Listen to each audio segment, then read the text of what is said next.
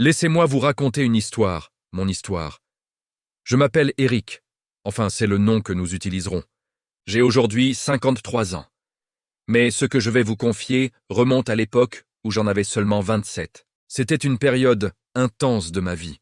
Je travaillais sans relâche, obsédé par l'idée de prouver ma valeur, de courir après des rêves de réussite qui me semblaient alors vitaux. Mais ce que j'ignorais, c'est que le destin s'apprêtait à me confronter à une réalité qui allait bouleverser ma perception de la vie et de la mort. C'était un soir d'été. La chaleur était lourde, presque étouffante. Je rentrais tard du travail, épuisé mais toujours animé par ce sentiment d'urgence, comme si chaque seconde de mon existence devait être optimisée, rentabilisée. Pourtant, mon corps m'envoyait déjà des signaux d'alerte, des palpitations, des essoufflements, une fatigue persistante que je balayais d'un revers de main. J'étais jeune, je me sentais invincible. Et puis tout est arrivé brutalement. Un malaise, une douleur fulgurante dans la poitrine, comme une déchirure intérieure, une lame de feu. Je me suis effondré au sol, le souffle coupé. La pièce s'est mise à tourner autour de moi, et mes oreilles n'entendirent plus qu'un bourdonnement assourdissant, de plus en plus fort. Ma dernière pensée lucide a été « c'est fini. Voilà comment tout s'arrête. » Et à cet instant précis, quelque chose a changé. Je n'étais plus couché par terre. Enfin, pas tout à fait. J'étais au-dessus, suspendu dans l'air, et je voyais mon propre corps, inerte, gisant au sol.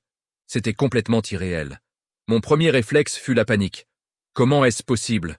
Je suis là, et pourtant je suis aussi là-bas. Je percevais tout ce qui m'entourait avec une clarté déconcertante, presque surhumaine. Chaque détail de la pièce était amplifié. Le grain du bois sur le parquet, la poussière en suspension qui scintillait dans la lumière de la lampe, même le tic-tac de l'horloge qui résonnait comme un tambour lointain. Mais ce qui m'a le plus frappé, c'est l'absence totale de douleur. Moi qui, quelques secondes plus tôt, étais transpercé par une souffrance insupportable, j'étais soudain léger, libre. Comme si on m'avait délesté d'un poids immense que je portais depuis toujours. Je flottais, porté par une douceur invisible. Et étrangement, au lieu de céder à la peur, une paix profonde, indescriptible, m'a envahi. Alors, tout a basculé. J'ai été aspiré, doucement, mais irrésistiblement, vers une obscurité. Mais ce n'était pas une obscurité menaçante ou vide, c'était un tunnel, un espace mystérieux qui vibrait, qui semblait presque vivant. J'entendais un bourdonnement grave, profond, qui résonnait dans tout mon être. Ce son n'était pas effrayant, au contraire, il me guidait, comme une fréquence qui appelait mon âme à la maison. Autour de moi, les ténèbres étaient denses, mais loin devant. Il y avait cette lumière, une lumière d'une intensité inimaginable, et pourtant si douce, jamais aveuglante. Elle brillait comme un soleil qui n'éblouit pas, un soleil qui accueille. Je me sentais attiré vers elle, pas par obligation, mais par un désir profond, comme si toute mon existence n'avait été qu'une longue attente de cet instant. Lorsque j'ai émergé du tunnel, je me suis retrouvé complètement baigné dans cette clarté. Comment décrire cela avec de simples mots humains? Ce n'était pas juste de la lumière, c'était une lumière vivante. Elle n'était pas seulement autour de moi, elle était en moi. Elle pulsait avec amour, avec une bienveillance infinie. Et j'ai compris. Pas avec ma tête, pas avec mon intellect, mais avec le cœur de mon âme. J'ai compris que cette lumière était consciente. Elle était une présence. Elle était quelqu'un. Pas une personne au sens physique, mais une intelligence, une force d'amour pure et inconditionnelle. Je n'ai pas entendu de mots, pas de voix. Pourtant, chaque fibre de mon être recevait un message d'une clarté absolue. Tu es mon enfant. Tu es aimé. Tu n'as jamais été seul. Tu n'as rien à craindre. À cet instant, j'ai pleuré. Pas avec des larmes physiques, mais avec l'essence même de mon être. C'était comme si toutes mes blessures, toutes mes peurs, toutes mes colères accumulées au fil des ans étaient instantanément dissoutes, lavées par cette lumière bienveillante. Puis, quelque chose d'encore plus extraordinaire s'est produit. Autour de moi, comme projeté sur un immense écran sans limite, ma vie entière a défilé. Mais ce n'était pas un simple film que je regardais. J'ai revécu chaque instant, chaque sourire que j'avais offert, chaque geste que j'avais fait, chaque parole que j'avais prononcée. Le plus bouleversant, c'est que j'ai ressenti non seulement mes propres émotions, mais aussi celles des autres. Quand j'avais fait du mal, même sans le vouloir, j'ai ressenti la douleur que j'avais causée dans le cœur de l'autre. Quand j'avais aidé quelqu'un, j'ai ressenti la joie, la gratitude que j'avais suscitée. C'était une leçon d'humilité et d'amour absolu.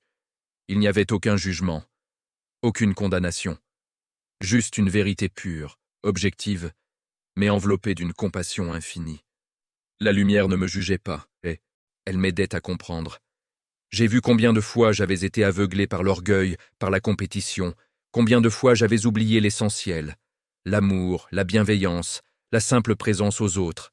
Et en même temps, j'ai vu tous mes petits gestes de bonté, ceux que j'avais souvent oubliés. Un sourire à un inconnu, une écoute attentive, une main tendue. Tout, absolument tout, avait une importance et une valeur infinie.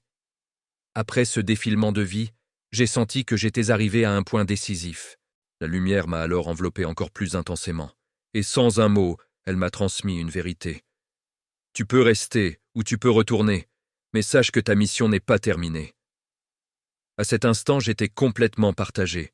Une partie de moi voulait rester là, pour toujours, se fondre dans cet océan d'amour. C'était la paix ultime, mais une autre partie pensait à mes proches, à ma mère, à mes amis, à tout ce que je n'avais pas encore accompli, à tout l'amour que je n'avais pas encore donné. J'ai alors répondu intérieurement, avec tout mon cœur, « Je veux rester, mais si ma place est encore là-bas, alors je retourne. » Tout a changé en un éclair. J'ai ressenti une traction brutale, violente, comme si l'on m'arrachait de cette immensité lumineuse pour me faire rentrer de force dans un vêtement bien trop étroit, bien trop lourd. Je suis revenu dans mon corps. La douleur m'a frappé de plein fouet. Le poids, la lourdeur, la suffocation. Mais je savais désormais que cette souffrance physique n'était qu'un passage. Autour de moi, des gens s'agitaient, des mains me secouaient, des voix criaient. J'entendais quelqu'un dire « Il revient, il respire !» Je me sentais comme un étranger dans ma propre chair. Mais au fond de moi, cette paix extraordinaire demeurait. Depuis ce jour, ma vie a radicalement changé. Je n'ai plus aucune peur de la mort. Je sais, au plus profond de moi, qu'elle n'est pas une fin, mais un retour. Un retour à cette lumière infinie qui nous aime tous, inconditionnellement. J'ai aussi changé ma manière de vivre. Je cours beaucoup moins après les illusions du succès matériel. Je prends le temps de regarder un coucher de soleil, d'écouter un oiseau chanter, d'embrasser ceux que j'aime vraiment. Je mesure la puissance de chaque petit geste d'humanité. Et surtout, je vis avec une gratitude immense, parce que j'ai compris que chaque instant est sacré, que la vraie réussite n'est pas d'accumuler des choses, mais de donner de l'amour. Voilà mon témoignage. Ce que j'ai vécu ce jour-là, je ne l'oublierai jamais. Si mes mots trouvent un écho en vous, sachez-le, la mort n'est pas une fin, c'est une transition, un passage vers la lumière. Et cette lumière, elle nous attend tous. Merci de m'avoir écouté jusqu'au bout. Si cette histoire a résonné en vous, n'hésitez pas à la partager, à laisser un commentaire et à vous abonner pour d'autres témoignages. Prenez soin de vous.